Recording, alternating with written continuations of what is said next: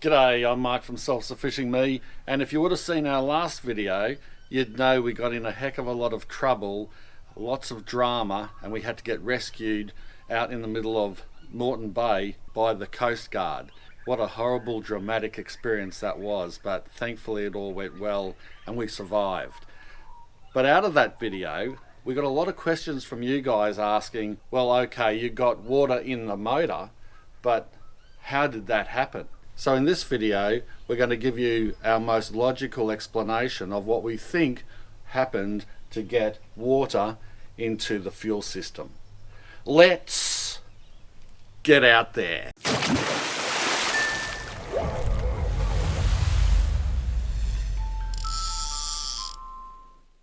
Well, when I say out there, I mean, of course, you'll see some of us and the action out there in the boat, but I'll give you most of the rundown here.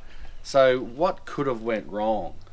How do you get water inside your fuel system? Well, it's pretty obvious, isn't it? It's got to pretty much come through here. Now, I've heard other explanations, like if it doesn't get in through the fuel cap, which is pretty easy to pop up, well, could it come from condensation inside the fuel tanks? Now, I used to be a fuel tanker driver, believe it or not, in the military. I drove a super tanker. It was ULP, late 80s, and so I think we'd moved away from lead by then.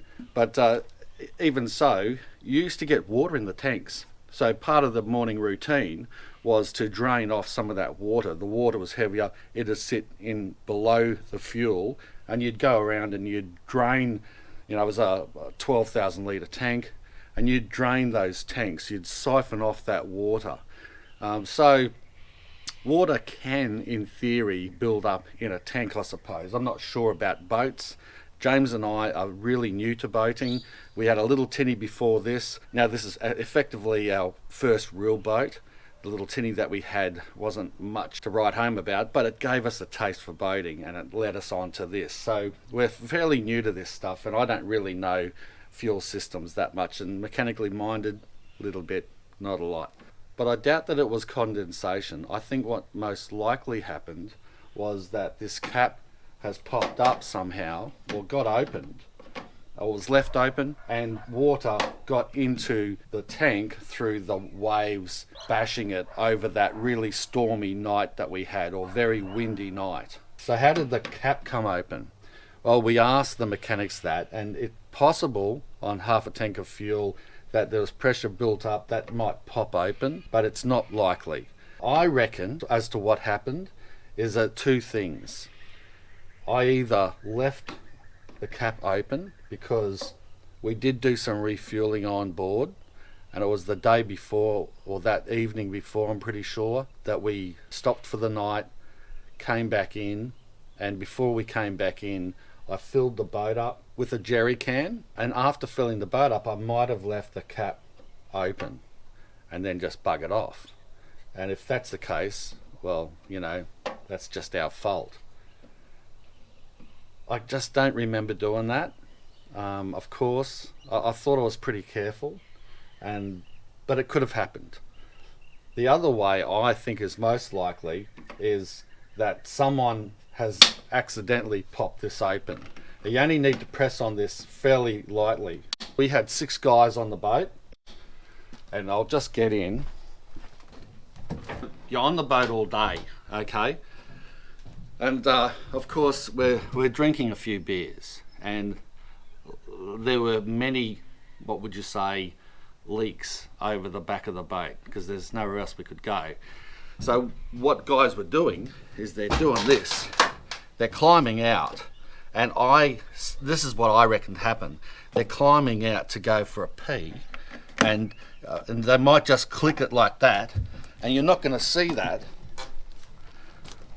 You're not going to see, and you've got probably 30 P's happening. Guys are climbing out to the back of the boat, and you're not going to see if that's open.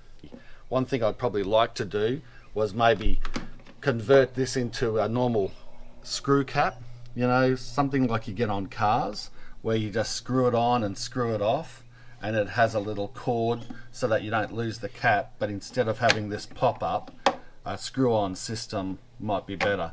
And I did want to also note that you can see this is on an angle, which is good. When we were in at Northside Marine getting our motor flushed by the guys, there was another boat that was in there for the same reason, water in the fuel system. And the problem that they had was that the cap apparently was situated on top of the gunnel, and it was, they were sure that the cap was shut, but there was water like lapping over the gunnel, and it was slowly seeping in through the cap into the fuel tank. And so they're going to have to try to change that design or make it better sealing. So at least this is on an angle, which makes it a little harder for water to get in. But anyway, I'll be interested to see what you guys think in the comment section below on what you reckon happened. It's all good now though. Yeah. For those who didn't see that last video, we got the motor flushed out. It's running really well and we're all very happy. Well, I hope you enjoyed the video. If you did, make sure you give it a big fishy thumbs up and share it around, because that helps our channel out heaps. Thanks a lot for watching. Bye for now. Cheers.